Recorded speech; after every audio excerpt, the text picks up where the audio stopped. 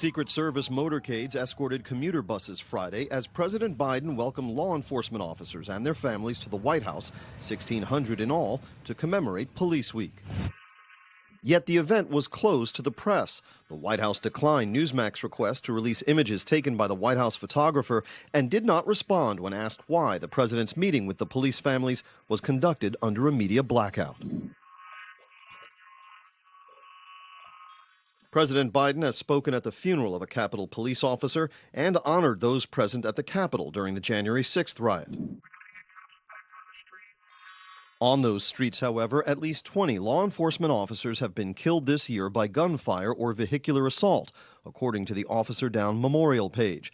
Officer Bobby Schisler of Deptford Township in New Jersey, a son and brother of fellow cops, died May 7 after sustaining a gunshot wound to the leg 2 months earlier. On May 6th, Chicago officer Ariana Preston was shot and killed around 2 a.m., minutes after her shift, when robbers held her up. And in Shitek in northwest Wisconsin last month, officers Emily Ann Breidenbach, who left behind a fiancé and his 4 children, and Hunter Timothy Scheel, an Army National Guard veteran, were shot and killed during a traffic stop on a Saturday afternoon. That telephone call that every family dreads when they have a son or daughter, husband, wife, brother, sister in uniform. Yet when asked by Newsmax if the chief executive has himself called the family of a law enforcement officer slain in the line of duty this year, the White House could not identify a single one. We saw that the president called the parents of Damar Hamlin, an injured NFL player. I checked the White House website just before coming into the briefing room today, and I see no indication that the chief executive has at any time reached out to the family of Justin McIntyre, who was the police chief in Brackenridge, Pennsylvania, who was shot to death in the line of duty, a father of 4. Why not? I understand why you're naming that family in particular, but there's been many families that he has called to offer up, his condolences.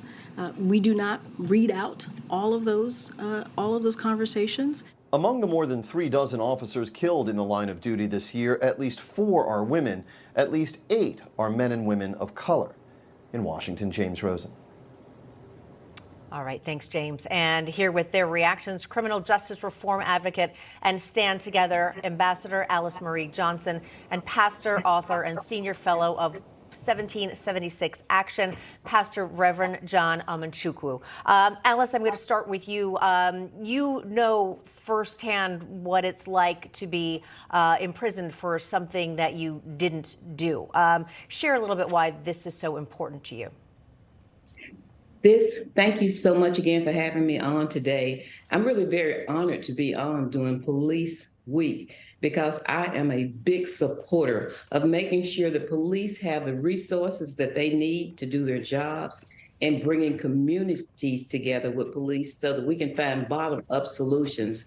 So for me, I'm not portraying a victim mentality and trying to stir people up. I did something wrong, but it did not deserve the punishment that I received.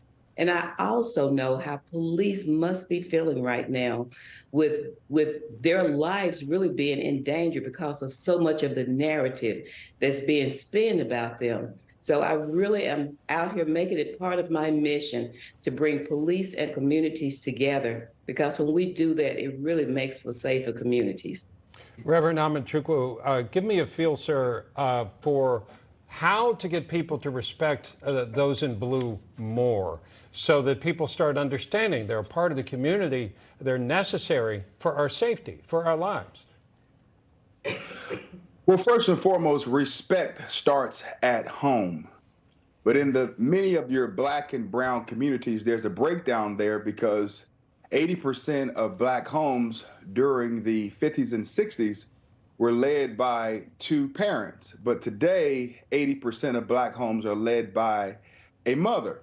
And so therefore, there are many sons and daughters who are being reared in the Black community who don't have a respect for manhood and or authority that comes from a male. And so many of those situations even skew even interactions with law enforcement. So therefore, they view those who are in blue as a person who's a non-authority. But at the end of the day, they are an authority. And so I believe that the respect that we desire to have towards those who adorn the blue colors and represent us and protect us must first and foremost start at home. And Alice, what can be done to build bridges between the police and the communities they serve to continue what the Reverend was just saying? Well, some of the things that have to be done, I've been working with the different community organizations. You know, I keep going back to Dallas. Miami has outstanding support there through Mayor Suarez, but also in Dallas, Chief Garcia. He's right there on the front lines. He's got his police officers really connecting with the communities. It's not just the police, it's the community's responsibility to make sure that they're working with police. There are programs like Cafe Momentum that helps youth who have been impacted by the justice system. They're training them with respect, they're giving them skills, and whether they stay in the culinary business or not, they have necessary skills that they can take back. And also, they are examples to other youth that there's a different path, even if you've gotten in trouble. And there are also organizations, as I've said, like urban specialists, who are acting as mentors to young men and young women, to our youth, before they commit a crime. That's what we really need to focus on, is getting communities involved. And as the pastor says, there must be respect. We cannot keep painting our police officers as villains, as militia, because that's not who they are. Yeah. The focus, every time one police officer does something, we've got a huge outcry that it's defund the police and other things that people are saying. We don't want that in our communities. We want our communities safe. We want the respect given back to police officers. I know what it feels like when someone paints a picture of you based on what someone else has done. Right. I was given a second chance by the grace of God. And every time someone does something who's an ex-offender, they forget about the thousands of us who are making the most of our second chances.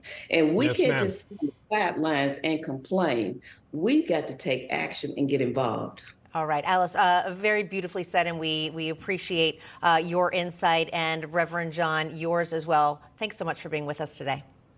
Well, thank you for having me.